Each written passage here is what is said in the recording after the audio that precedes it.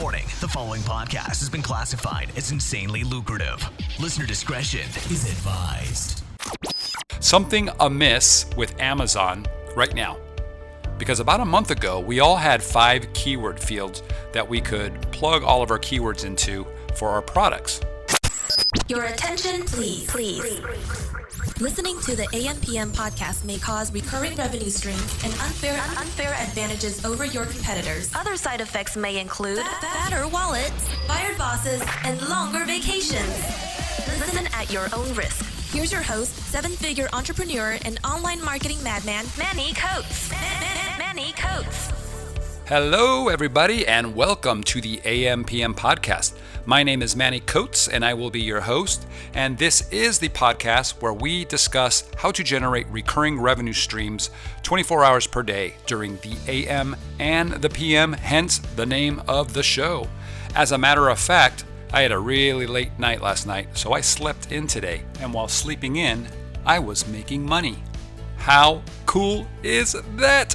Pretty cool, I think.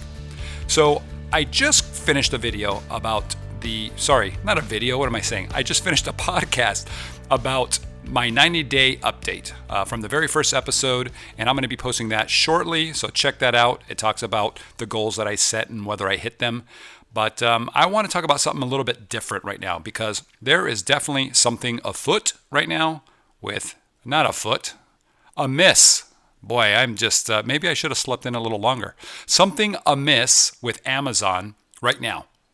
Because about a month ago, we all had 5 keyword fields that we could plug all of our keywords into for our products, right? If you go far enough back, you had 5 fields with 5 keywords. Then it was expanded out to allow 50 characters per field, right? So you had 5 fields, that was 250 characters. And now that has changed. It's changed in the last, for a lot of people, it hasn't changed yet, but it's changing for just about everybody now. And it's now 1,000 characters. I don't know if you've noticed this. If you go into your products and you look, you should see 1,000 characters are now allowed for your keywords. So this is 4 times the amount of keywords that you've had before, right? And like I said, it hasn't fully rolled out to everybody, but almost everybody that I've talked to seems to now have this updated dashboard in their Seller Central dashboard, or this updated page. So some people, though, have noticed that their the character limit in their bullet points has also been reduced to 100 characters. So a lot of people that had maybe 400, 500 characters on their bullet points can't update that anymore. It hasn't truncated or anything like that, but if they try to go in and edit the product in any way, it says that they now need to go in and actually reduce the bullet points. So I don't know if that's something that's affecting you. I don't see that on my end, but some of the guys that I talk to that are in the supplement industry are saying they're seeing it. So Amazon is clearly making some changes, one category or one department at a time. And you know how Amazon is, there's so many different departments that there's always something different somewhere. 1,000 characters for your keywords. Is that good? Is that bad? Well, let's talk about that. The good, right? A chance for everybody to get a lot more keywords into their products, okay? Remember, before you had to limit your keywords down to 50 characters per field. You had 5 fields. Most people had that. So you had to decide, or at least I did, I would have to decide, well, which keywords go on the chopping block and which ones actually make the cut and actually get put into my product or my product listing, right? You probably did the same thing.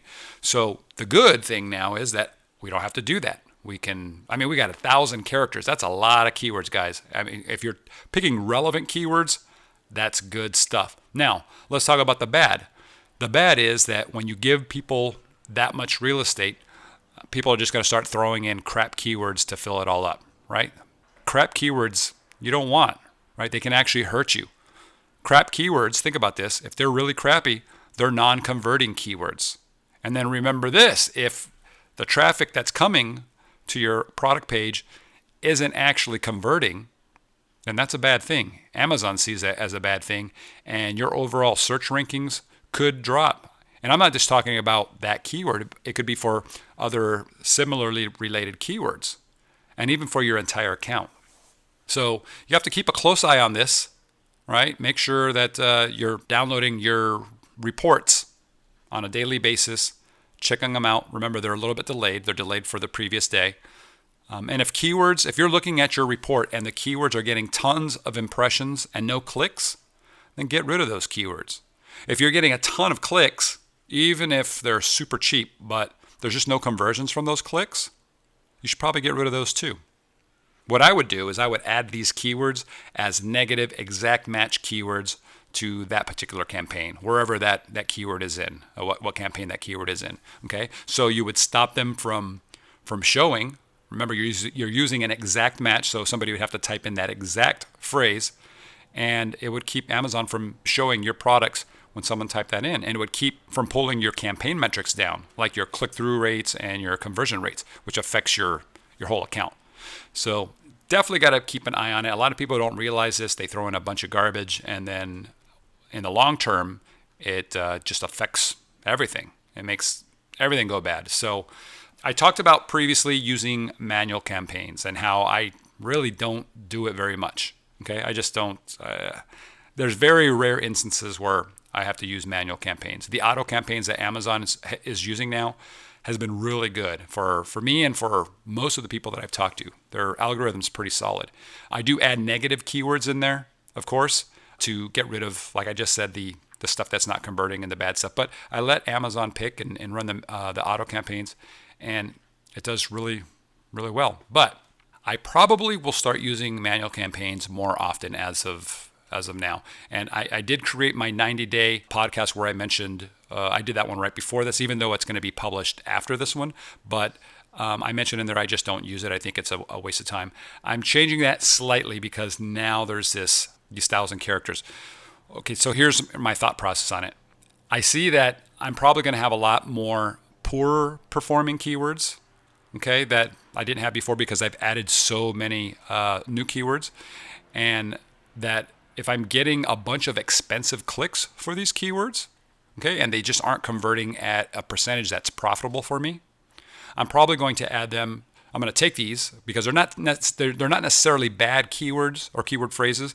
They're just expensive and they're just not converting at maybe the same rate as some of my best performing keywords. So I'm going to take those, move them out into their own campaign, and then I'm going to drop the amount that I bid on those down a lot. I'm going to get it down to a point where the clicks for these keywords are actually a good value for me. They're profitable for this particular product or campaign.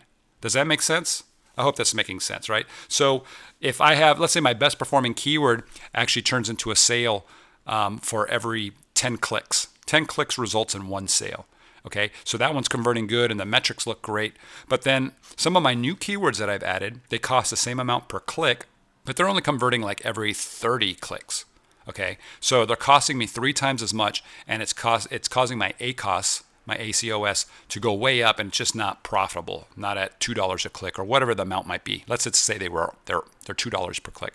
So I would just remove those, okay, and add a negative exact keyword match for that keyword phrase for that campaign, and then I'd move these into another campaign, and I'd paste them in there, and then I would bid a lot less. So I try to bid maybe half or 1/3 the amount that I was, and hope that I still get a good amount of traffic. I probably won't get as much traffic, but I'll get some traffic, and maybe that'll start converting at the same level, and I'll be profitable suddenly on those keywords instead of just killing it.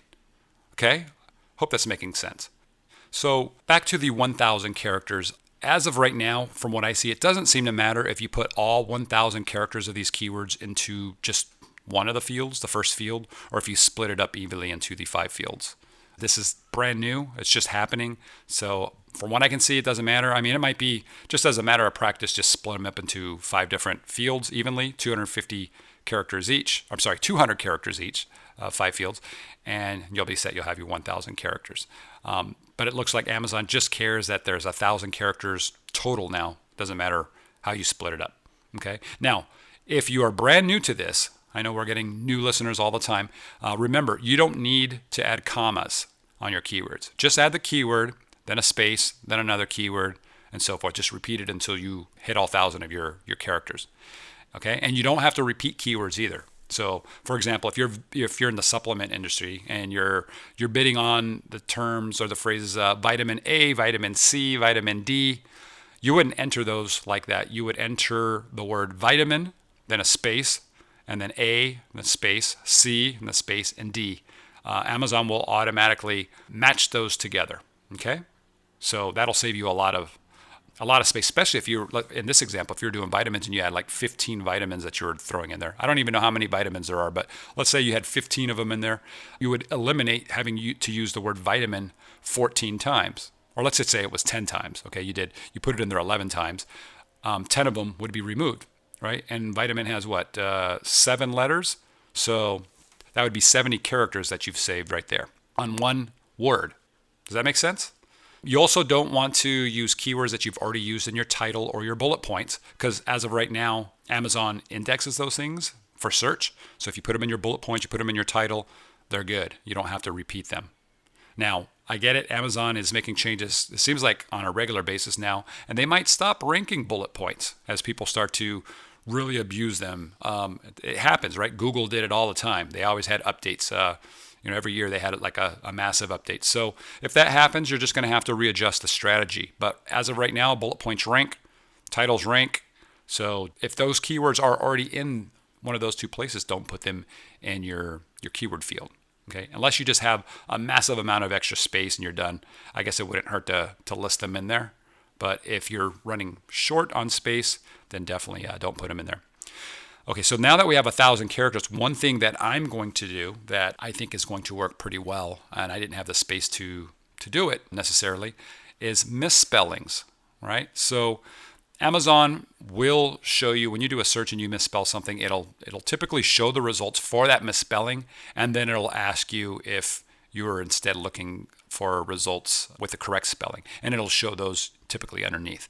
But the misspelled ones will actually show up on the top. So if you have, especially if it's a 2-word or 3-word phrase and one of the words is misspelled, you might be the only one that shows at the top. Okay, and I've tested this. It works great. This is a chance for you to now get a handful of misspellings for your best converting keywords and stick them in there.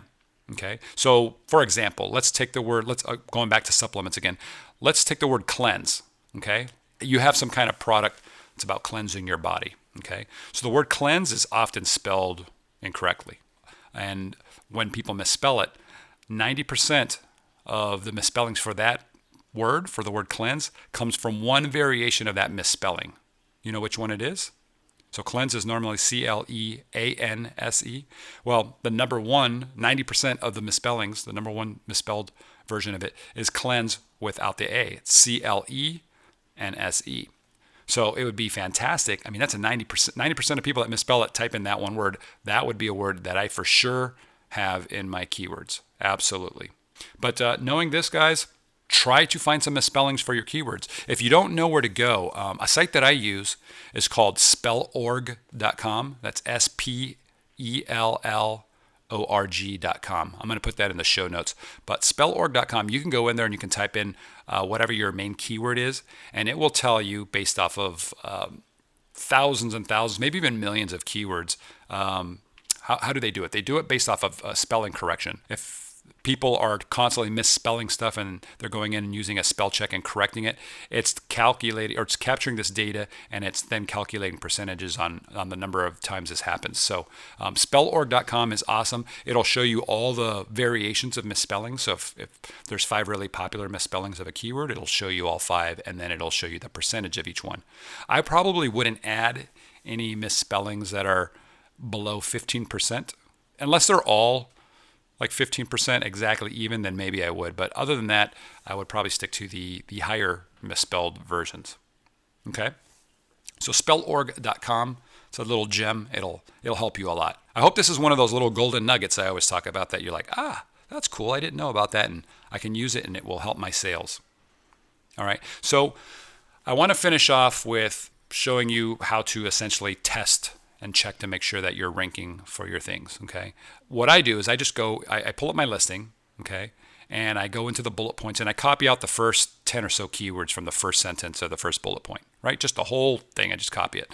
And then I paste it into the search bar. I make sure that I'm searching for, on all of Amazon, not on a subcategory. Because a lot of times, if you've clicked over to your product, it's switched over to the subcategory field for the search term, the search field at the top. So make sure you click it back over to all, and then do your search for those 10 keywords and that in a row, exactly how you have it in your bullet point.